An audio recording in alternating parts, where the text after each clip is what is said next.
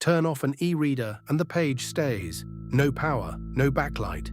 The words just sit there, like ink printed on paper. But this is a screen. Under the glass are millions of sealed capsules, each thinner than a human hair, each full of floating pigment. This is how an EInk screen works. We're going to slice one open, zoom all the way in, and watch a single letter form. Slice an e-reader in half, and the screen splits into layers, like a sandwich. On top, a tough, clear sheet you can touch. Beneath it, a transparent electrode, a film of conductive material so thin that light passes straight through. Then the heart of the screen, a single layer of microscopic capsules packed side by side like eggs in a carton. And under them, a grid of circuitry printed on glass. Every layer has one job. The capsules hold the ink. Zoom into one capsule. It is a tiny transparent sphere about the width of a human hair, roughly 40 microns across. A single page holds millions of them. Each one is a sealed bag of liquid, and it never opens. Nothing flows between capsules. Nothing leaks. Whatever picture the screen shows, it shows by rearranging what is already inside each sphere. That is the whole trick. The ink never moves across the page. It only moves up and down.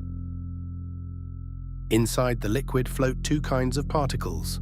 White ones made of titanium dioxide, the same pigment that makes paint and toothpaste white, and black ones made of carbon. Here is the key. Each particle carries an electric charge.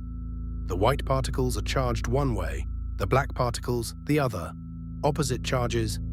That means an electric field can grab them, push the field one direction, and white rises while black sinks. Flip the field, and they trade places.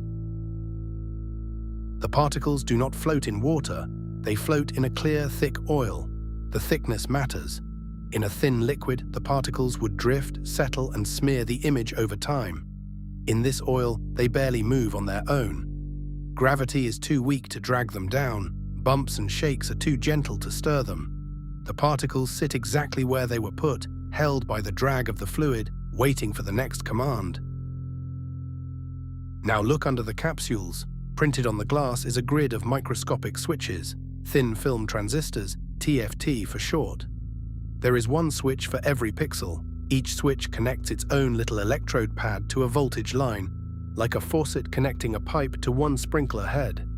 When the screen wants to change a single pixel, it opens that one switch, lets a pulse of voltage through, and closes it again.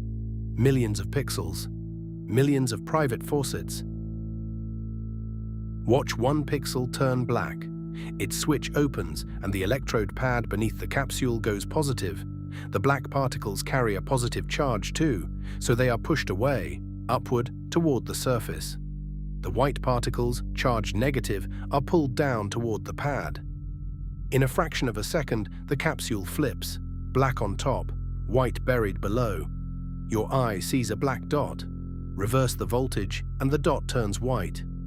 A letter is just thousands of these flips, arranged. What about gray?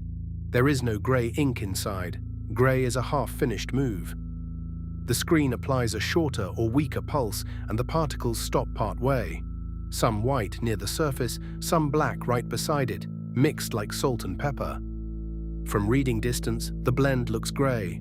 A typical e-reader manages 16 levels this way, from near white to near black. Photographs look soft, but real. All of it from two pigments that never blend, only pause. Now the famous trick, cut the power. On a phone screen, everything goes dark, because those pixels need constant electricity to glow.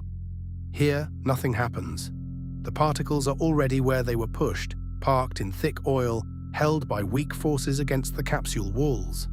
They have no reason to move. Engineers call this B-stability, two stable states, black up or white up, each one happy to stay forever. The page is not being displayed anymore. It is simply still there. This is also why the screen reads like paper. A phone shines light at your eyes. An e-ink page does what paper does. It borrows light from the room. Sunlight or lamplight hits the white particles and scatters back to you. The black particles absorb it. The brighter the room, the brighter the page. the exact opposite of a phone. That is why e-readers are easy to read at noon on a beach and why your eyes can rest on them for hours. There is a cost. Watch an e-reader turn a page and the screen sometimes flashes to black, then white, then redraws. That flash is a reset. Particles do not always land exactly where they are sent, and faint traces of the old page can linger. Readers call it ghosting. So every few pages, the screen slams every capsule fully black, then fully white, shaking the particles loose and wiping the slate clean. Slow, a little ugly, and completely necessary. So run the whole chain one more time. A sealed capsule, thinner than a hair, holds black and white particles in thick oil. The particles carry opposite charges. A TFT grid under the screen gives every pixel its own private switch. A pulse of voltage pushes one pigment up and the other down, painting a dot. Shorter pulses park the particles part way for gray. The oil holds everything still when power dies, and room light does the glowing. Ink frozen on command. Next time an e-reader sits dark on a shelf, still showing yesterday's page, you will know it is not displaying anything at all.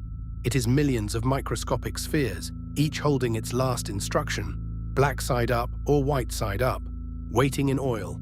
No light, no power, just charged pigment, paused mid-swim, holding a page the way paper does. That is the Cutaway. Thanks for watching.